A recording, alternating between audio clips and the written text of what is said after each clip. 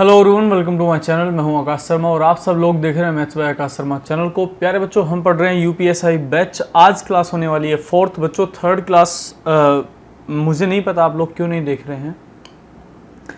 Third class मैंने upload कर दी है, आप जाके उसको देखिए। थर्ड क्लास बहुत इंपॉर्टेंट है, तभी आप जाके फोर्थ क्लास समझ पाएंगे। थर्ड क्लास नहीं देखी, अगर आप फोर्थ क्लास आज देख रहे हैं तो कृपया करके पहले थर्ड क्लास जाके देखिए, उसके बाद आप फोर्थ क्लास देखेंगे तो आपको ज़्यादा समझ में आएगी। तो स्टार्ट करते हैं बच्चे। हम पढ़ रहे थे पिछली क्लास में डिवाइड रूल, और डिवाइड रूल में मैंने कल छोड़ दिया था 7 और 11। आज हम 7 और 11 से कहानी शुरू कर रहे हैं। 7 और 11 जो है ये रहते हैं सिंगल फैमिली में, मतलब आप ये दोनों जो हैं 7 और 11 जो है वो दोनों अलग अलग फैमिली में रहते हैं, मतलब अकेले अकेले रहते हैं। ये अलग रहता है और 11 जो है वो अलग रहता है। दोनों का रूल लगभग एक जैसा है, आपको बस थोड़ा सा ध्यान देना है। वैसे तो बच्चों 7 इतना इम्पोर्टेंट आपके लिए नहीं है क्योंकि ये छोटे एग्जाम्स में नहीं पूछा जाता, लेकिन फिर भी अगर आप ये कहना चाहते हैं कि सर मेरे को तो 7 समझना ही है, तो आप ध्यान से सुने। आप ध्यान रखेंगे, लास्ट से 3-3 के पेयर बनाएंगे। लास्ट से 3-3 के पेयर बनाएंगे। लास्ट से 3-3 के पेयर बनाएंगे और फिर क्या करेंगे बच्चों, पेयर बनाने के बाद मान लो जैसे कोई नंबर लिख दिया मैंने यहाँ 123, 4, 2, 3 ऐसे मैंने बना दिया, तो आप क्या करोगे, आपने देखा 3 का पेयर और 3 का पेयर बनता हुआ आपको नजर आ गया। अब आपके पास 2 पेयर बन गए। अब आप क्या करेंगे, अल्टरनेट पेयर को घटाएंगे। अल्टरनेट पेयर को जोड़ेंगे माइनस शेष को जोड़ेंगे। थोड़ा सा ध्यान देना, थोड़ा सा बस आपको रूल थोड़ा सा याद करना पड़ेगा। 7 में आपने क्या कहा, आप पहले अल्टरनेट पेयर को जोड़ेंगे, फिर माइनस करेंगे, शेष पेयर को जोड़ेंगे। मतलब आपने देखा यहाँ तो मेरे पास 2 ही पेयर हैं। अब अल्टरनेट पेयर बनाने के लिए मेरे पास तो कहानी है नहीं, मतलब अल्टरनेट पेयर की कहानी तो मेरी कब आती निकल के, जब मैं एक पेयर मेरे पास जब हमारे पास एक पेयर और हो जाता। यहाँ पर कोई पेयर तो है नहीं, इसका मतलब है कि मेरे पास अल्टरनेट पेयर नहीं है। तो मैं क्या करूँगा, अड़ोसी पड़ोसी वाले जो पेयर हैं इन दोनों पेयर को माइनस कर दूंगा। तो 423 में से अगर हम 123 माइनस करेंगे तो यह आएगा 300। आप मुझे बताइए, क्या 300 जो है वो 7 से डिवाइड दिख रहा है क्या? 7 चौक 28, 2 डिवाइड नहीं होता। अगर ये 300 7 से डिवाइड नहीं हुआ तो ये वाली संख्या भी 7 से डिवाइड नहीं होगी। मुझे ऐसा लग रहा है कि आपको कहानी समझ आ रही होगी। क्या आपको कहानी समझ में आ रही है? चलो एक एग्जांपल और ले लेते हैं, 11 को बाद में पढ़ेंगे। एक एग्जांपल और मैं आपके सामने लिख रहा हूं। जैसे ये लिखा है बच्चों 721 और ये लिखा है बच्चे यहाँ पर मान लो 007। हालांकि आपको दिख रहा है कि ऐसे देखने में लग रहा है 7 एकम 7, 7 1 के 7 एकम 7 डिवाइड हो जाएगा, लेकिन फिर भी हम तो रूल के हिसाब से देखें ना। रूल के हिसाब से कैसे समझ में आएगा, ये 3 है और ये कितने हैं, ये भी 3 है। मैंने 3-3 के पेयर देखे। अब यहाँ से देखा अल्टरनेट पेयर तो कोई था नहीं, इसका मतलब है अड़ोसी पड़ोसी पेयर को आपस में घटा लीजिए। तो 721 में से 007 हटाओगे, मतलब माइनस करोगे, अंतर निकालोगे दोनों का, तो ये आएगा 714। अब बताओ 714 7 से डिवाइड है कि नहीं है? बिल्कुल है। अगर ये डिवाइड है तो ये वाला नंबर भी बिल्कुल बिल्कुल डिवाइड हो जाएगा। एक और देखते हैं, 1 2 3 4 5 6 7। अब बच्चों ने कहा सर यहाँ पर तो चलो 2-2 के पेयर बन रहे थे, अगर पेयर नहीं बने तो क्या करें? आप लास्ट से पेयर बनाना शुरू करें। यहां से 3 बन गए, ये 3 पेयर और ये 3 अंकों की संख्या का पेयर, ये अकेला बच गया 1। तो आप इस क्या करेंगे, इस अकेले को 00 लगा के एक ट्रिपल आप बना दोगे। इसे आगे 00 लगा के ट्रिपल बना दोगे। अब इसे और इसे तो जोड़ोगे, अल्टरनेट पेयर को जोड़ोगे, 567 और 1 ये बन जाएगा 568, और बाकी वाला है 234, इसको आप करोगे माइनस। यहाँ 4, यहाँ 3, यहाँ 2। देखो 7 से डिवाइड होता है क्या? आप 3, 5 में से 2 गए बच्चों 3, तो आपने देखा 7 चौक 28 बचे, 5 54 बचा, 7 से डिवाइड नहीं होता। इसका मतलब है ये वाला नंबर डिवाइड नहीं है, तो ये वाला नंबर भी डिवाइड नहीं होगा। कहानी समझ में आ रही है? हालांकि 7 आपके लिए ज़्यादा इंपॉर्टेंट नहीं है, तो आप चाहें तो इसको ड्रॉप कर सकते हैं। अगला मेथड पढ़ते हैं 11 का डिवाइड रूल आपके लिए मोस्ट इंपॉर्टेंट है, आपकी परीक्षा में यहाँ से क्वेश्चन पूछे जा सकते हैं, तो ध्यान रखें 11 आपके लिए इंपॉर्टेंट है क्योंकि क्वेश्चन बहुत अच्छे अच्छे भी बनाए जा सकते हैं। जैसे मैं एक सवाल बोलता हूँ आपके लिए, वहाँ पर आपको 11 की डिवाइड रूल की जरूरत आएगी। आपने देखा कि एक ऐसी संख्या बताओ जिसका पहला और अंतिम पहला पद भी 2 है, अंतिम पद भी 2 है। पहला पद भी कितना है 2, अंतिम पद भी कितना है 2। कुल अंक कितने हैं उस संख्या में? उस संख्या में कुल अंक हैं 99। उस संख्या में कुल अंक है 99। तो पूछ रहा है मध्य अंक क्या है? मध्य अंक क्या है? आपसे सवाल पूछ रहा है और उसने कहा ये संख्या जो है वो 11 से डिविजिबल है। ये भी लिख के दिया है संख्या जो है 11 से डिविजिबल है। अगर उसने कहा संख्या जो है वो 11 से डिविजिबल है और मेरे से कह रहा है भाई शुरू का जो पद है वो भी 2 है और जो लास्ट का पद है वो भी 2 है, तो भाई 99 अंक तो मैं कॉपी में लिख के देख नहीं पाऊंगा। तो यानी मेरे को रूल पता होना चाहिए था 11 का रूल होता क्या है। तो आप नोट करके जरा एक बार 11 का रूल लिख लो और लिखो बस ऐसा ही है। अल्टरनेट पेयर को जो अल्टरनेट टर्म को जोड़ेंगे, अल्टरनेट पद को जोड़ेंगे माइनस शेष को जोड़ेंगे। मतलब आप क्या करोगे, पहले तो अल्टरनेट टर्म्स को जोड़ लोगे, अल्टरनेट पेयर को जोड़ लोगे, फिर माइनस लगाओगे, फिर शेष पद को जोड़ोगे। अगर आपका आंसर यहां से 0 या 11 का गुणज आ जाए, अगर आप 11 का गुणज ले आओ, गुणज को कहते हैं इंग्लिश में मल्टीपल, या तो आप यहां से मल्टीपल ले आओ निकाल के और या तो आप 0 ले आओ निकाल के। अगर 0 या 11 का गुणज आया तो संख्या 11 से पक्का डिवाइड हो जाएगी। अब आपका सवाल देखिए, उसने कहा शुरू में भी 2 लिखा है, लास्ट में भी 2 लिखा है, बीच में अंक आ गए हमारे पास 97। कितने अंक आ गए बीच में? 97, क्योंकि हमने 99 अंकों की संख्या में से शुरू में भी 2 लिख दिया और लास्ट में भी कितना लिख दिया? 2 लिख दिया। अब बीच में 97 अंक है। मान लेते हूं आपको ऑप्शन दे रखे हैं, उसने ऑप्शन दे रखा है 4, ऑप्शन दे रखा है 5, ऑप्शन दे रखा है 0, ऑप्शन दे रखा है 2। आपको इनमें से एक अंक बताना है कि बीच में कौन सा अंक आएगा ताकि ये संख्या जो है 11 से डिवाइड हो जाए। अब आपको भी पता है कि 99 अंक हम लिख के बीच में चेक करेंगे तो हमें टाइम लगेगा।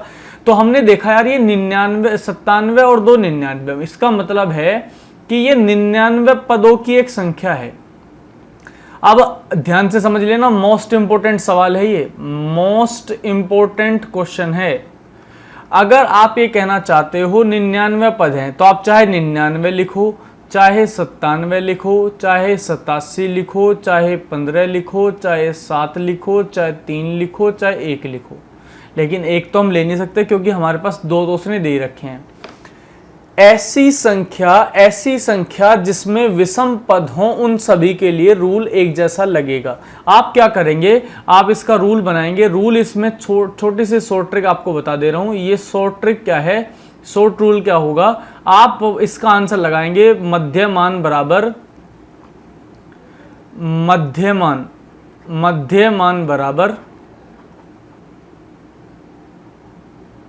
प्रथम प्लस अंतिम। मध्यमान बराबर प्रथम प्लस अंतिम। तो 2 + 2 = 4 आपका आंसर। आप ये वाला आंसर लगा के आप आगे निकल जाएंगे। सॉरी, 2 2 4, तो आप आंसर लगाएंगे ए ऑप्शन, आप आंसर लगा के आगे निकल सकते हैं। क्या आपको कहानी समझ में आ रही है? अगला सवाल जरा यहीं से समझते हैं। 11 का डिविजिबिलिटी रूल और क्या हमारे काम आएगा। हमसे पूछा गया 1 3 2 4 5 1, बताइए 11 से डिविजिबल है या 11 से डिविजिबल नहीं है। तो आपने क्या किया बच्चों, आपने यहाँ देखा यार अल्टरनेट टर्म्स को जोड़ना है। 2 और 1 3, 3 और 5 8, 8 आगे कुछ है नहीं तो आपने लिख दिया 8। अब माइनस करेंगे, अब शेष को जोड़ेंगे तो ये लिख रहा 3 3 4, 4 और 3 7, 7 और 1 8। तो आपने यहाँ देखा 8 - 8 = 0। इसका मतलब है ये संख्या 11 से डिविजिबल हो जाएगी। क्या मेरी बात समझ में आई क्या? अब देखो यहाँ पे क्या लिख रहा है, यहाँ पे लिख रहा है 2452, बताइए 11 से डिविजिबल है या नहीं। तो आपने देखा 2 और 5 7, आगे कुछ है नहीं तो आपने लिख दिया 7, 4 और 2 6, 7 में से 6 गए 1, और 1 ना ही तो 0 के बराबर है और ना ही 11 के मल्टीपल के बराबर है, ना ही 11 के मल्टीपल के बराबर है। इसका मतलब ये संख्या 11 से डिविजिबल नहीं है। अगर ये संख्या 11 से डिविजिबल नहीं है उसका मतलब ये भी 11 से डिविजिबल नहीं होगा। क्या आपको मेरी कहानी समझ में आ रही है? क्या आपको कहानी समझ में आ रही है? अगर आपको कहानी समझ में आ रही है तो चलिए आगे। हमने जैसा बोला था कि आज हम पढ़ेंगे बच्चे नंबर ऑफ जीरोस, तो सभी लोग हेडिंग डाल लीजिए number of zeros, number of zeros. सभी लोग हेडिंग डालेंगे नंबर ऑफ जीरोस, और इसका मतलब होता है बच्चे हिंदी में लिखेंगे शून्यंकों की संख्या। हिंदी में हेडिंग डाल लिया आपने नंबर ऑफ जीरोस, तो आप हिंदी में लिखेंगे यहां पर नीचे शून्यंकों की संख्या, शून्यंकों की संख्या। और मैं बस जस्ट आपसे एक क्वेश्चन पूछने वाला हूं, आप मेरे को सिर्फ इतना बता दीजिए कि एक शून्य कैसे बनता है। मैं जस्ट आपसे क्या पूछ रहा हूं, मैं आपसे पूछ रहा हूं कि एक शून्य किस प्रकार बनता है। तो बच्चों एक जीरो बनाने के लिए आपको रिक्वायरमेंट होती है 5 और 0 की, तो आप लिखेंगे एक जीरो बनाने के लिए ज़रूरत मुझे हुई है 5 गुना 2 की। 5 गुना 2 होता है बच्चे 10। अब बच्चे के दिमाग में आएगा सर एक जीरो बनाने के लिए ज़रूरी थोड़ी है 5 और 2 की रिक्वायरमेंट है, आप 5 गुना 4 से भी तो 10 बना सकते हैं। 5 गुना 4 कितना होता है 20। आप सर 5 गुना 6 से भी तो जीरो बना सकते हैं। 5 गुना 6 कितना होता है 30। सर आप 5 गुना 8 से भी तो जीरो बना सकते हैं, ये होता है 40। मेरे प्यारे बच्चों ध्यान से देखो इसको, अगर आप यहाँ देख पा रहे हो तो यहाँ हर जगह एक ही जीरो बन पा रही है, 1 0 1 0 1 0। समझ आ रही है बात क्या बोल रहा हूँ? देख पा रहे हो? तो लिखा हुआ है 5 गुना 2 होता है 10 यानी 1 0, 5 गुना 4 होता है 20। आप अगर इसे थोड़ा सा और ब्रेक करने की कोशिश करते हो तो ये जो मैं लिख रहा हूं 5 गुना 4, इसको मैं ऐसे भी तो लिख सकता हूं 5 गुना 2 गुना 2। क्या नहीं लिख सकता क्या? तो बच्चों 5 गुना 2 ही तो जीरो बना रहा है, 5 गुना 2 ही तो जीरो बना रहा है। ये जो 2 है ये तो सामने आ गया ऐसे ही जो कहते हो। 5 गुना 4 20 ही तो होता है। इसका मतलब जो फालतू वाला जो 2 था वो तो सामने आ गया। 5 और 2 ने मिलके पीछे एक जीरो बना दी। क्या आपने ढंग से देखा इसको? 5 गुना 6 को जरा एक बार तोड़ के देखते हैं। 5 गुना 6 को ये लिख दिया मैंने 5 गुना 6। क्या मैं इस 6 को लिख सकता हूं 5 गुना 2 गुना 3? ये 5 और 2 मिलके क्या बनाएंगे? जीरो। ये बनाएंगे जीरो, इन्होंने बना दी जीरो। और ये 3 है ये सामने रखा हुआ है, यानी मैं कह सकता हूं 30 बन गया। तो 1 5 और 1 2 मिलकर ही जीरो बना सकते हैं, बाकी जो भी एक्स्ट्रा एलिमेंट होता है वो सामने आ जाता है। क्या आपको मेरी बात क्लियर है? अगर ये थोड़ी सी बात क्लियर है तो जरा इसको एक बार आप देखें। 5 गुना 2 गुना में 5 गुना में 2 और गुना में 7। आप इसे लिखेंगे 5 2 की 1 जीरो, 5 2 की दूसरी जीरो, 7 आगे आ जाएगा सर। आगे आंसर 700। मैंने बिना गुणा करे आंसर लिख दिया।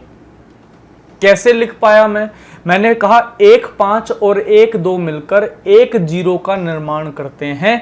तो 1 5 और 1 2 जहां पर भी मुझे एक पेयर नजर आएगा मैं वहीं पे एक जीरो बना के बैठ जाऊंगा। क्या आपको बात क्लियर हो रही है?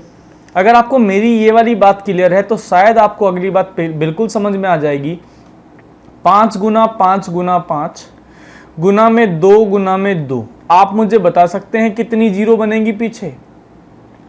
मैं सवाल पूछ रहा हूं पीछे कितनी जीरो बनेंगी, कितनी जीरो बनेंगी? तो आपने देखा यार 2 5 और 2 2 लिखा हुआ है, मतलब 2 पेयर बन गए। ये लिखे 2 पेयर और 2 पेयर बनाएंगे 2 जीरो, एक्स्ट्रा 5 आगे आया रहेगा, पीछे 2 जीरो आ जाएंगी। इसका मतलब जीरो कितनी आई? 2 जीरो। कितनी जीरो आई? 2 जीरो। अब आपको समझ में आई होगी कहानी क्या है। अच्छा थोड़ा सा और समझते हैं प्यारे बच्चों। अगर ऊपर सेम क्वेश्चन को मैं पावर की फॉर्म में लिख दूं तो ये बनेगा 5 की पावर 3, 2 की पावर 2।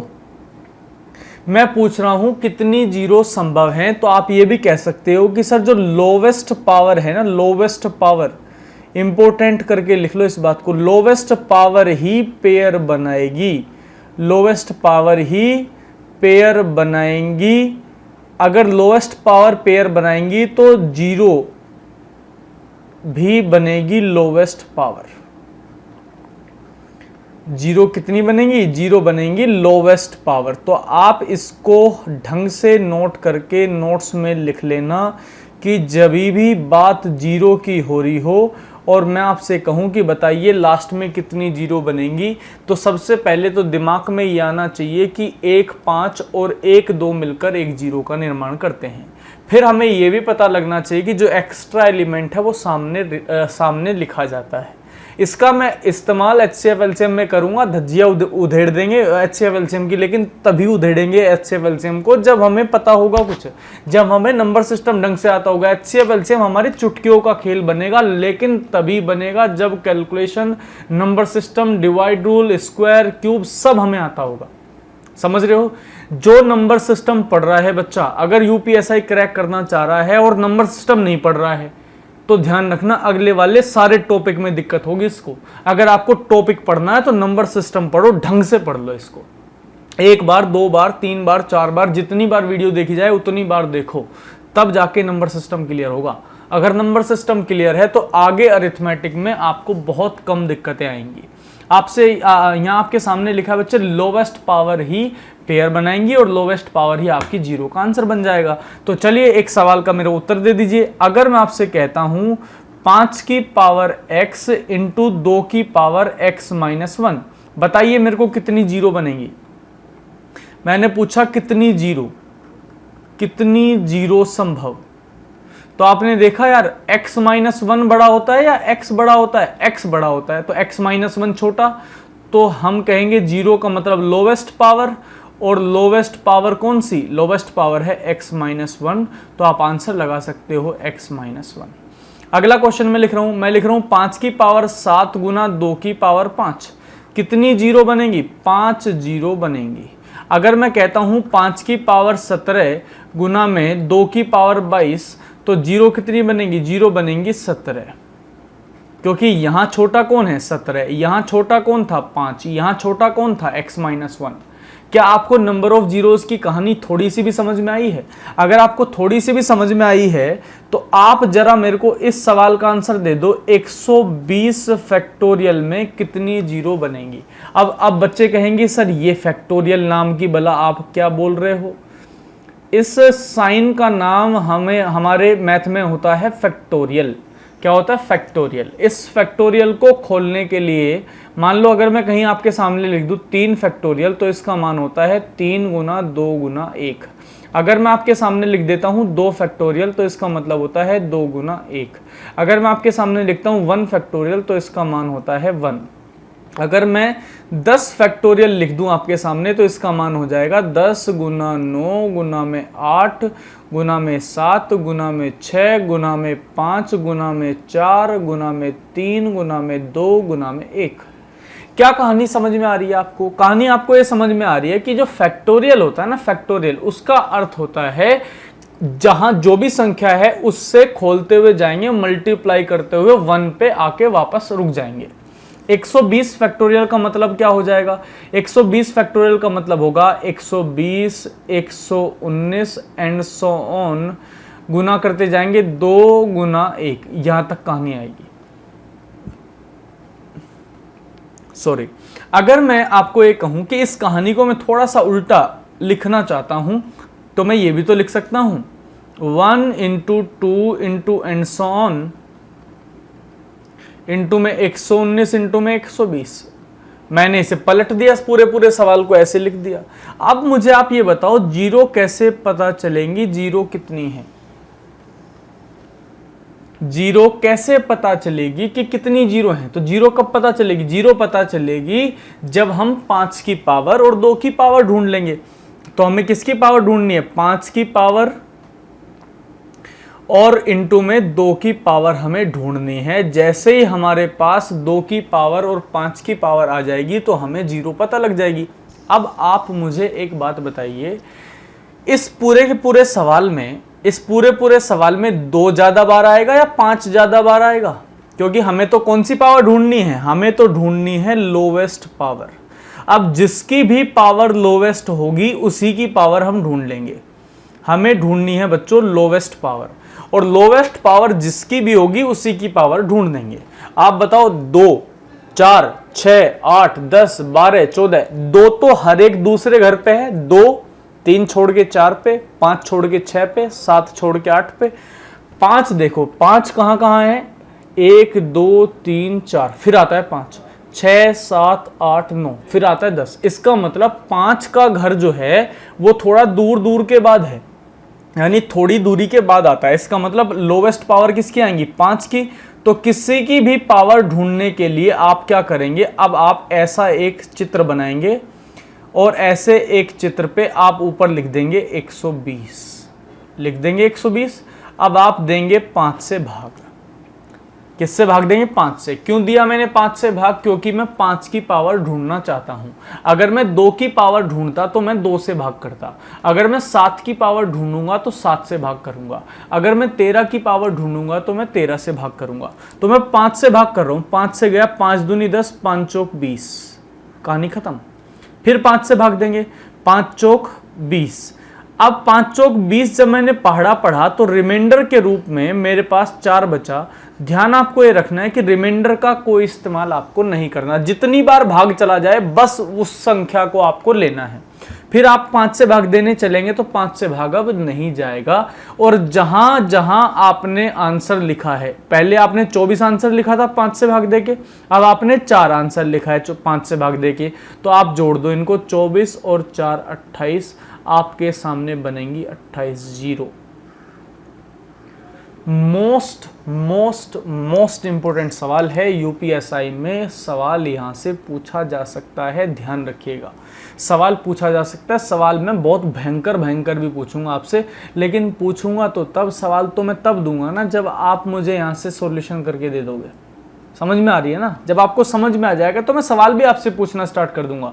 1-2 दिन के बाद मैं पूरा का पूरा आपको बना के दूंगा कि कौन कौन से सवाल है, पूरी प्रैक्टिस सेट हम लगाएंगे। लेकिन बच्चे, ये जो 4-5 क्लासेस 6 क्लासेस जब मैं बना चुका हूं तो 4-5-6 क्लास आप इनको पूरा देखते चलो। देखोगे तो ही समझ में आएगा।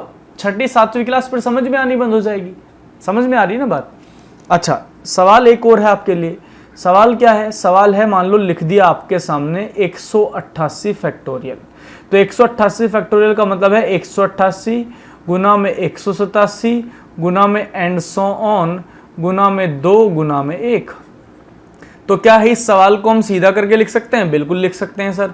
इसको हम लिख सकते हैं 1 × 2 इंटू में एंड सो ऑन गुना में 187 गुना में 188। अब हमें पता है कि 2 की तो पावर बहुत सारी आएंगी, तो हमें तो लोवेस्ट पावर ढूंढनी थी, और हमें यह भी पता है कि लोवेस्ट पावर हमेशा 5 की आएगी।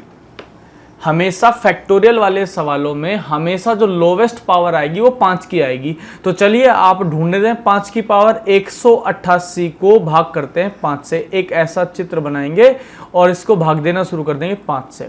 5 तिया 15, बचे 3, 5 सते 35। अब आपके पास रिमाइंडर के रूप में बचा 3, उसका इस्तेमाल हमें नहीं करना क्योंकि हमें उससे कोई लेना देना नहीं है। फिर 5 से भाग देंगे, 5 सते 35। अब बचेगा 2। अब जो रिमाइंडर 2 बचेगा वो भी हमारे किसी काम का नहीं है क्योंकि हमें उससे कोई मतलब नहीं है। फिर 5 से भाग देंगे, 5 एकम 5। अभी भी रिमाइंडर कितना बचेगा? 2। ये भी हमारे किसी काम का नहीं है। हमने जो भी जब भाग दिया तो जो हमने आंसर निकाला उस आंसर पे एक बार सर्कल कर लेते हैं। 37, 7 और 1 जोड़ दो इनको, 37, 7, 44 और 1 45। तो आप लिख देंगे 45 0। क्या आपको मेरी कहानी समझ में आ रही है? क्या एक सवाल 100% बनेगा 0 से, तो आप 0 वाले सवाल ढंग से कर लीजिएगा। हालांकि आपको नंबर ऑफ जीरोस समझ में आ गया होगा, मैंने पूरा समझा दिया आपको कि नंबर ऑफ जीरोस की कहानी क्या होती है। चलिए थोड़ा आगे चलते हैं। आज मैंने आपसे कहा था कि मैं आपको पढ़ाऊंगा रिमाइंडर थ्योरम। तो हेडिंग डालेंगे, नया हम टॉपिक पढ़ने वाले हैं इसी में, रिमाइंडर थ्योरम। हेडिंग डालें बच्चों, रिमाइंडर थ्योरम।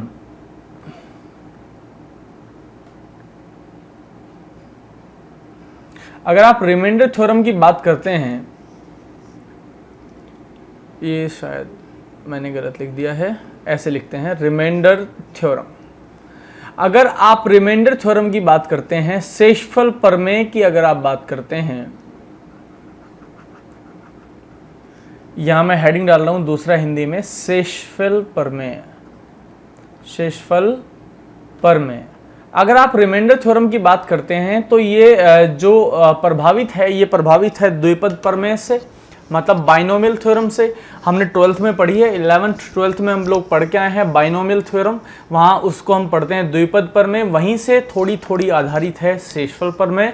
लेकिन हम बाइनोमियल थ्योरम नहीं पढ़ने वाले, क्योंकि हमें IIT का एग्जाम नहीं देना है, हमें UPSI का एग्जाम देना है, तो मैं लिमिटेड रख के चलूंगा कॉन्सेप्ट को। लेकिन आप इतने बेहतरीन ढंग से समझ जाएंगे कि आप रिमाइंडर थ्योरम का सवाल पेपर में नहीं छोड़ोगे, और सवाल यहां से बनेगा, आप ध्यान रखिएगा।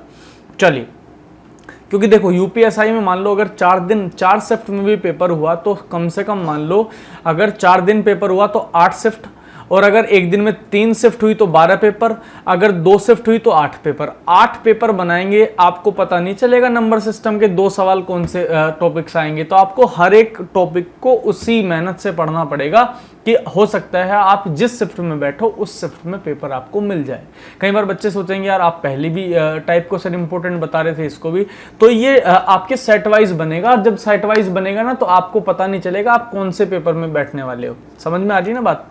तो शेषफल प्रमेय मेरे हिसाब से तो अब सभी बच्चों को याद होगा a+b का होल स्क्वायर, क्योंकि मैंने पढ़ाया था a+b का होल स्क्वायर होता है a² प्लस का 2ab और प्लस का b²।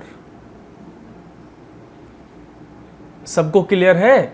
a+b का होल स्क्वायर क्या होता है? a² प्लस का 2ab और प्लस का b²। अगर मैं इस पूरे सवाल को a से भाग दूं तो मैं इसको भी a से भाग दूंगा। अगर मैं इसको a से भाग दूं तो मैं ये भी कह सकता हूं a² अपॉन a प्लस में 2ab अपॉन a प्लस में b² अपॉन a। कह सकते हैं ना भाई?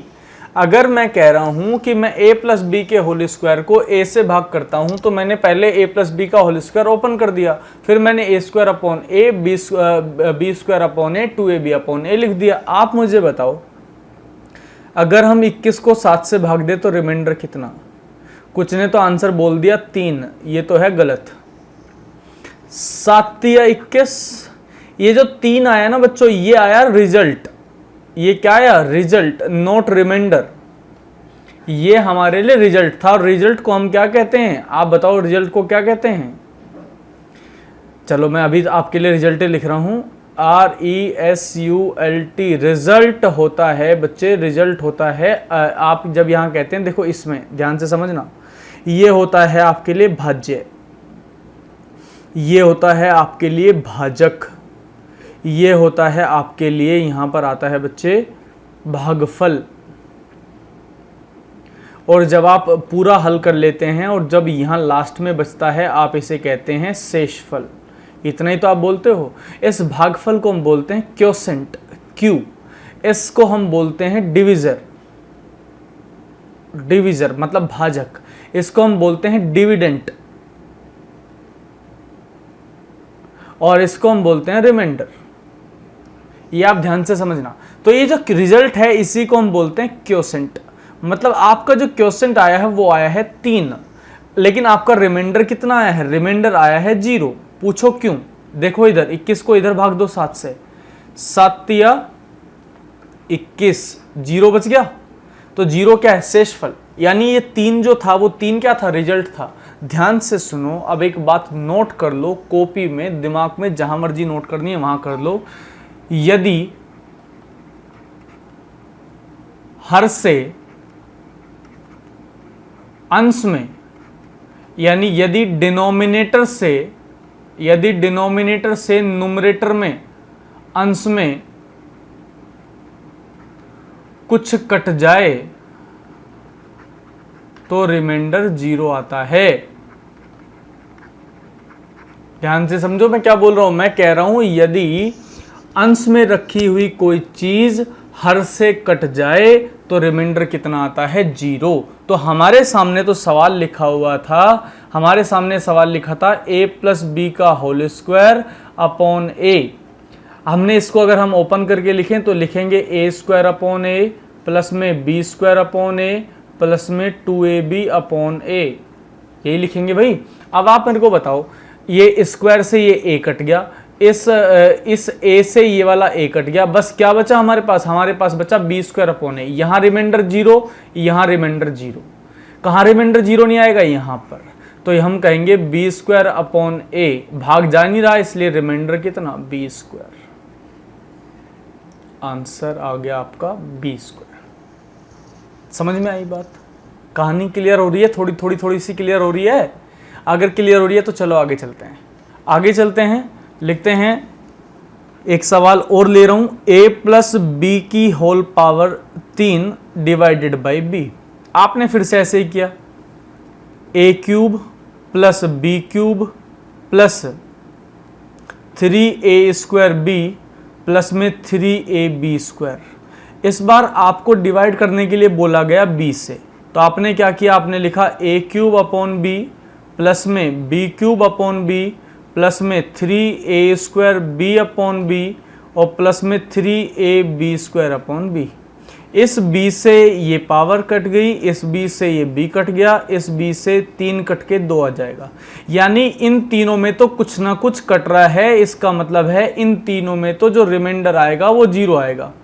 इन तीनों का तो जो रिमाइंडर आएगा वो 0। यहाँ भी रिमाइंडर 0, यहाँ भी रिमाइंडर 0। यहाँ डिवाइड हो नहीं रहा, तो जो ऊपर लिखा है वही रिमाइंडर, a क्यूब आपका आंसर आ जाएगा। देखा कितना छोटा कर दिया? छोटा हमने कब किया? जब हमने पूरी कहानी समझ ली, हमने पूरा रिमाइंडर थ्योरम पढ़ा। रिमाइंडर थ्योरम में हमने देखा कि यार यदि अंश में रखी हुई कोई भी चीज हर से डिवाइड हो जाएगी तो आपका रिमाइंडर हमेशा 0 बन जाएगा। लेकिन क्या हमें इतना बड़ा करने की भी जरूरत है क्या? चलो एक इलीगल तरीका पढ़ लेते हैं, मोस्ट इंपॉर्टेंट है, ये शॉर्ट मेथड है आपके लिए। देखते ही आंसर लगा दोगे ऐसे सवालों का, क्योंकि आपको क्या a प्लस बी की पावर 10 का फॉर्मूला याद है क्या? अरे क्या किसी को a प्लस बी की पावर 10 का फॉर्मूला याद है क्या? बना तो सकते हो, बनाने में तो कोई दिक्कत नहीं है, लेकिन फॉर्मूला आपके याद नहीं है तो इसका मतलब आप फॉर्मूला खोल नहीं सकते, तो आप ऐसे तो आंसर लगा ही नहीं पाओगे। तो आपको क्या करना है? एक इलीगल तरीका पढ़ना है। ये तरीका बच्चे बिल्कुल इलीगल है, आप इसे मैथ के किसी और हिस्से में अप्लाई नहीं करोगे। जब आपको रिमाइंडर निकालना होगा बस आप तभी अप्लाई करोगे। कैसे अप्लाई करोगे? इस a से ये a काट दो, काट दिया, इस a से ये a काट दो, आपका आंसर क्या बचेगा? आपका आंसर बचेगा b की पावर 10। इसे ही आंसर लगाओ, आगे निकलो। पहला सवाल मैंने करवाया था a प्लस बी का होल स्क्वायर बटे में a से a काटो, b स्क्वायर बचेगा, आंसर लगाओ, आगे निकलो। दूसरा सवाल मैंने करवाया था a प्लस बी की होल पावर 3 अपॉन b से b को काटो, a क्यूब बचेगा, आप आंसर लगाओ, आगे निकलो। अगर मैं कहता हूँ a प्लस बी की घात 100 डिवाइडेड बाई a से a काटो, b की घात 100, ये 100 था, b की घात 100 आंसर आएगा, आगे निकलो।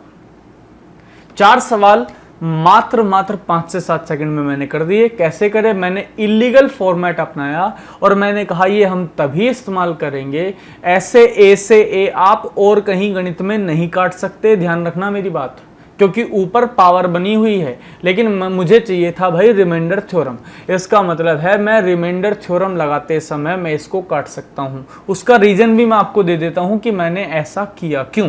अगर आपने ध्यान दिया हो, जब हम पहली क्लास पढ़ रहे थे जिसमें हमने स्क्वायर निकालना सीखा था, वहां पर मैंने आपको a प्लस बी का क्यूब लिखना सिखाया था। लिखाया था a क्यूब आएगा, फिर a स्क्वायर आएगा, फिर a की पावर 1 आएगी, फिर a की पावर 0 आएगी, फिर यहाँ b क्यूब बनेगा, यहाँ जो है बच्चे, यहाँ बनेगा बच्चे b स्क्वायर, यहाँ बनेगा b की पावर 1, यहाँ पर बनेगा b की पावर 0। अगर मैं चाहता इसको a से डिवाइड करना, अगर मैं चाहता हूँ, ध्यान से समझना, मुझे फालतू की चीजें नहीं लिखनी, बस मैंने तो a की पावर देख ली। तो देखो यहाँ ये तीनों में से कुछ ना कुछ कट जाएगा नीचे से, ये वाली टर्म बचेगी, इस वाली टर्म में केवल कौन बचेगा, b³ बचेगा। इसका मतलब है मैं क्यों करूं इतना बड़ा सवाल खोल के, तो मैंने क्या किया, मैंने इलीगल फॉर्मेट अपनाया और मैंने डायरेक्टली ए से किसको काट दिया, ए को काट दिया। और जैसे ही मैं डायरेक्टली ए को काट दूंगा तो आपका जो रिमाइंडर है वो आपको ऑटोमेटिकली दिखाई देना चालू हो जाएगा। रिमाइंडर आ गया b³। आई होप आप पूरी बात समझ पा रहे हो। अगर मैं इसी तरीके का इस्तेमाल, इसी इलीगल फॉर्मेट का इस्तेमाल करूं और एक नंबर लिख दूं ऊपर ऐसे 68 की पावर 127, नीचे लिख दूं 67, तो आप इसका आंसर लगा सकते हो। आपने इसका आंसर लिख दिया 67 + 1, ऊपर लिखा 127, नीचे लिखा 67। ये 68 लिखा है, ये अभी भी तो 68 ही लिखा है भाई, 67 + 1 भी तो 68 ही होता है। तो मैंने 67 से किसको काट दिया, 67 को। आपने आंसर लगाया 1 की पावर 127, इसका आंसर हुआ 1। कहानी क्लियर है? थोड़ा सा और समझो। आपने लिखा इस बार 68 की पावर, आपने लिखा 68 की पावर 119, डिवाइडेड बाय लिख दिया आपने 69। तो अब आप इसको क्या करोगे, अब आप इसको भी तो लिख सकते हो 69 - 1 भी तो 68 होता है। अपॉन में क्या लिख दिया 69, 69 से 69 कैंसिल, आंसर आएगा -1 की पावर 119, आंसर आ जाएगा -1। अब यहां से एक चीज समझ में आएगी। चीज क्या समझ में आएगी, एक नोट निकलेगा यहां से। नोट क्या कहेगा, नोट ये कहेगा आज तक तो सर बचपन से आज तक हमने 12th कर ली, ग्रेजुएशन कर ली, हमने आज तक कभी भी शेषफल नेगेटिव नहीं देखा। इसका मतलब है नोट लिखना पड़ेगा, नोट लिखना पड़ेगा। लिखिए, रिमाइंडर कभी भी, यानी शेषफल जो है वो कभी भी नेगेटिव नहीं होता, कभी भी नेगेटिव नहीं होता। यदि नेगेटिव हो जाए, यदि नेगेटिव हो जाए तो जिससे भाग दे रहे हैं, जिससे भाग दे रहे हैं उससे जोड़ देंगे, जिससे भाग दे रहे हैं उसे जोड़ देंगे। किससे भाग दे रहे थे आप, 69 से आप भाग दे रहे थे, आपका आंसर आ गया 68। नेगेटिव रिमाइंडर आ तो सकता है, आपके सवाल में आ गया था -1, लेकिन नेगेटिव रिमाइंडर कभी होता नहीं है। अगर कभी आ जाए तो आप क्या करेंगे, उसमें आप उसमें जिससे भाग दे रहे हो उस संख्या को जोड़ दोगे। आई थिंक आपको कहानी क्लियर हो रही होगी। क्या आपको कहानी क्लियर हो रही है सबको? बताइए सब लोग कमेंट करें, फटाफट रिप्लाई करें, नीचे कमेंट करें सर समझ में आ रहा है नहीं आ रहा है। पिछली वीडियो जाकर के देखो, तभी 4th क्लास तभी देखना जब 3rd क्लास देख लो पूरी, तभी आपको पूरी कहानी समझ में आएगी क्या चल रहा है अगली क्लास में।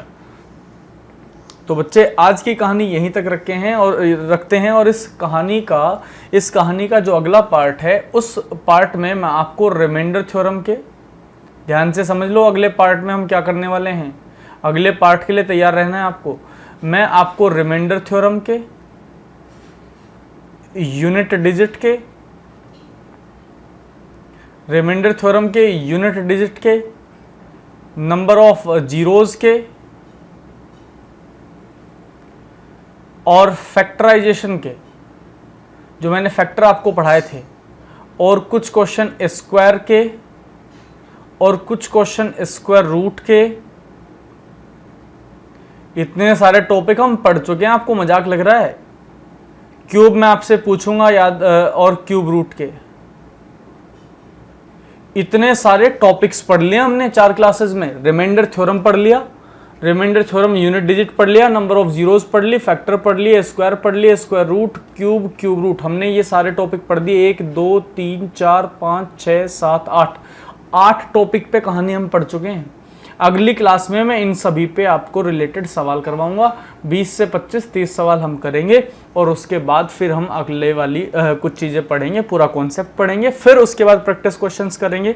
इसी तरीके से अपना यूपीएसआई का सिलेबस हम धीरे धीरे ख़त्म कर लेंगे। तो सब लोग इस वीडियो को लाइक करें, शेयर करें, दोस्तों के साथ शेयर ज़रूर कर दें और सब्सक्राइब कर लें चैनल हमारा, ताकि आपको जो है नोटिफिकेशन टाइम से मिल जाए। बच्चों, यूपीएसआई की क्लासेज हैं, फ्री चल रही हैं, तो आप सब्सक्राइब कर लीजिए चैनल। मिलते हैं अगली वीडियो में, धन्यवाद।